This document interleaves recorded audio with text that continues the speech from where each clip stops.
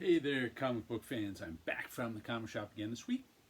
Got 8 new comics for you, plus some Submariners from eBay and some original art I bought off of eBay. Uh, all 8 of my comics this week were from my pull list. Didn't pick up anything off the shelf, though I was tempted to get Witchblade #1 for no reason except it was a #1. I bought the very last issue of Witchblade, and that was it. Ever. So I was like, oh, I should get the new #1, but I didn't want to spend the $6. So here we are to show you the top of the printer comics.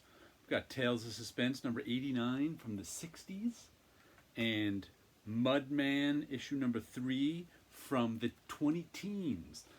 I thought this was from just a few years ago. It's from 2012 because it's got the 20th anniversary or 30th anniversary image in 92 to 2012, 92, 02, and 20th anniversary. Yeah, I can count. Mudman by Paul Grist, and this one is by Gene Colan, and I think it was Frank Giacoia I read inked this one. So I had these 2 on top of my printer all week. Looked at them, now I'll put them away and pick 2 more. Let's see what comics I got this week. Picked up Chilling Adventures presents Truth or Dare #1. I like the cover on that one. There's another one of these Archie horror books. I've been enjoying all these Archie horror book one-shots. They usually are like 22 pages and then have some process stuff in the back. Who does this one? Story by Ron Robbins, line art by Laura Braga, who also did the cover. Coloring by Ellie Wright and lettering by Jack Morelli. No idea what this one is about, just the Archie characters and horror situations. Then we've got the first issue of Michael Moorcock's Elric the Necromancer by Blondell, Kano, and Sesher. I picked up another, it was a couple of years ago now, there was another, this is by Titan Books, who are doing Conan now too. I picked up it was only like a 2-issue series, and these must be European graphic albums because they've got the format is slightly different. The horizontal and vertical space is slightly different than a U.S. comic. So I have no idea how many issues this is. Probably another 2. If that's the length of the European. I think those are usually like 64 pages or something. So maybe they're putting them out in 2 32-page comics. Also available, the best-selling new comic adaptation. All right, I haven't seen all those down there. I'm going to look up what they are. Have they been putting them out for all these years that I haven't noticed? We'll have to see. I know they have some of the... I usually enjoy the Elric stuff because I liked the old Craig Russell stuff, which some of that is up here. But I haven't looked at the Craig Russell stuff, the Elric stuff in a while, so I'm not sure.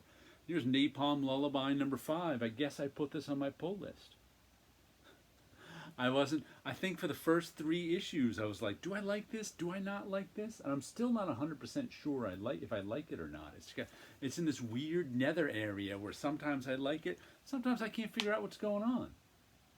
It's this story of a Superman-like character who crashed on Earth as a baby, and somehow, they didn't even show us how, his family and him took over the world and they won the world in like this cult. And these our 2 lead characters there, I guess, are brother and sister and have some sort of vague superpowers, and they want to stop this cult from ruling the world, I think. They spend a lot of time getting into discussions with each other, and like I said, I'm not sure really what it's about. This one makes me a little sad. Joe Matt's Peep Show, #15. This is a posthumous issue. Joe Matt died not long ago, and his cartoonist friends discovered he had an issue nearly finished on his drawing board, so they decided to publish it along with Fantagraphics. They finished the issue and published it. And Joe Matt, Peep Show was one of my favorite books that came out in the late 80s and through the 90s. I think the last issue was probably like around 20 years ago. And he was part of a trio who lived in, I think, Quebec. There was Joe Matt, there was Seth, and there was Chester Brown, who all lived in the same city in Canada and were friends and would often show up in each other's comics. But I think he moved to L.A. in the early 2000s and stopped making. I don't know what he's done. I guess we'll find. And he made humorous, confessional, autobiographical comics. So we'll see how this ends. But I'm a big fan of Peep Show. I reread the whole series right after he died. I think it was last year, and really enjoyed it. Not only does he have good stuff, it's nostalgic now because it was done so long ago.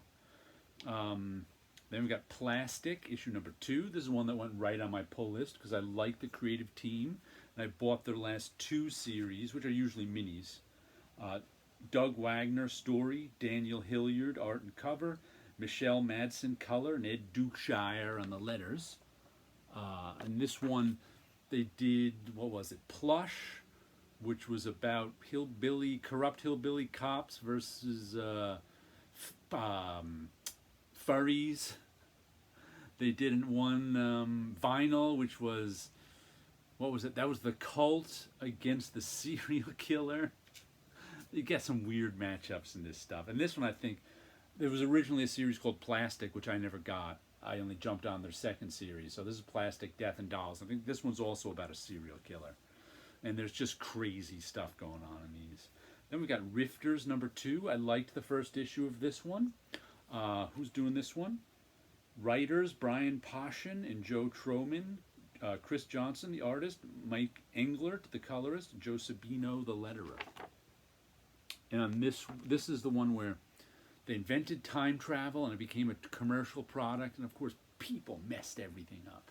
So now all the timeline is all messed up. Things have just gone to... So they're trying to get everything in order. And I think the Rifters are the time travel cops who are trying to straighten out the mess that the world has become. And of course, we've got Usagi Yojimbo. It's by Stan Sakai. The Crow, part 4 of 5. Usagi 278. Love me Usagi. Been buying it since the mid-'80s.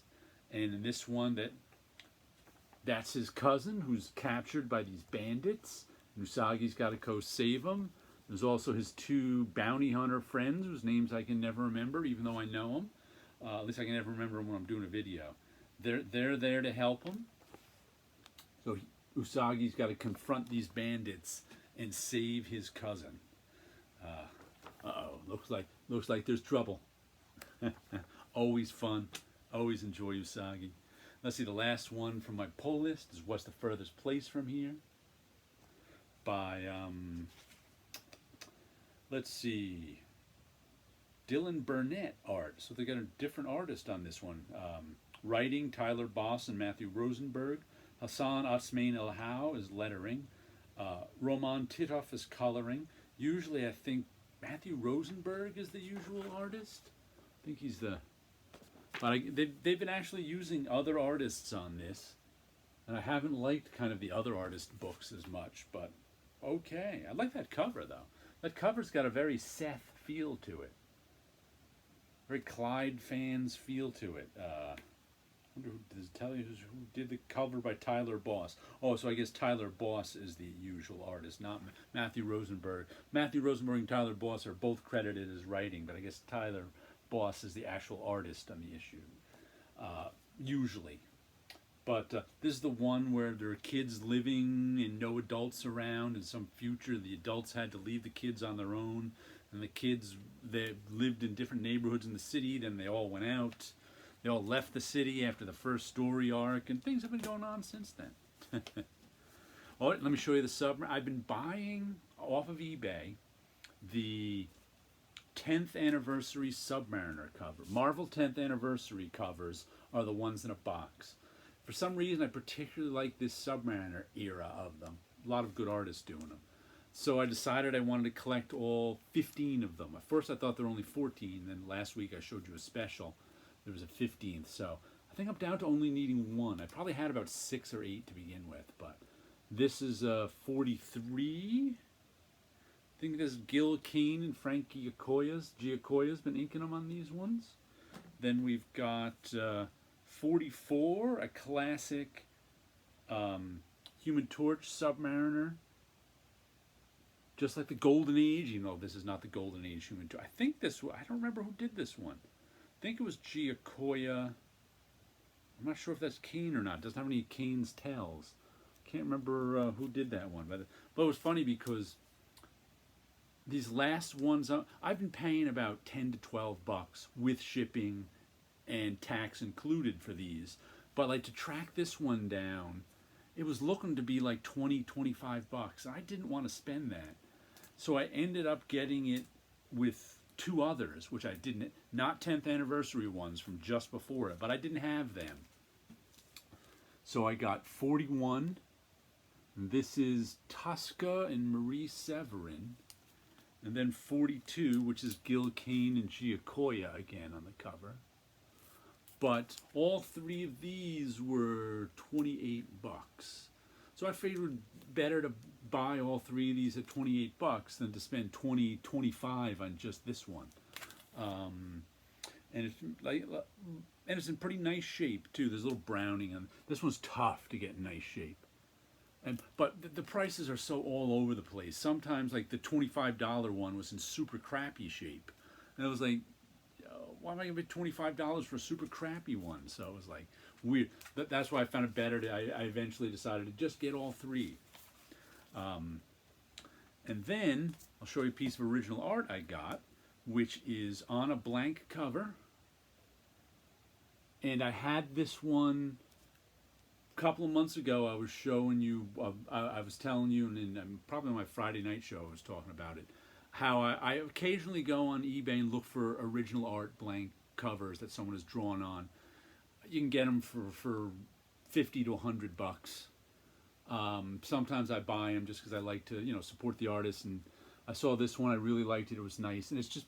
But I've ended up getting something else. So this has been on like my watch list for months, and the artist sent me a deal on it this Sunday. So I jumped right on it. I think it was originally at 75 bucks. And he sent me a deal for $40. The artist is David Icahn. That's his signature down there. You can look him up on eBay. I love these little, I don't know what they mean, these little dangling skulls here. I just think they look cool. I like the snow boots she's wearing. All in with shipping and tax, it was just under 50.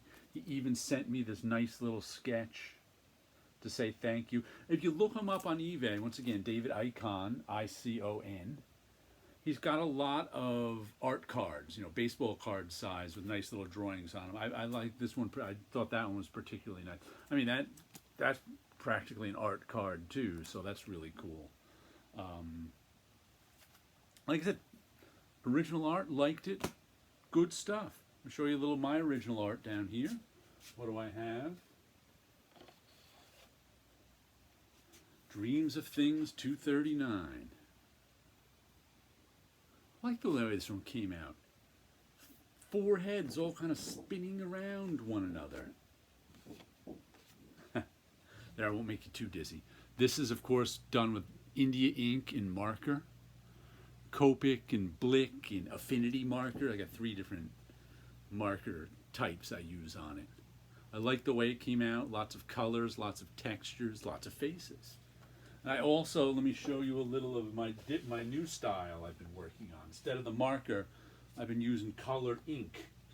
And instead of like filling marker color in, I use strokes. So this is Psychedelic Dreamer number 2.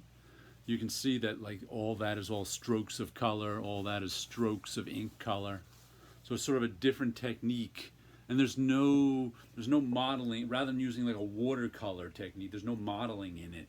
It's just kind of color beside color, making patterns in her face. So, but doing some stuff this way, just try to work on something different, work on a different technique, see what I can come up with. So I like the way it's coming out. And I like the way it's distinct from they're similar, but it's kind of got distinct from the marker ones too. All right, that was some artwork, some comics, and you guys have a good week out there.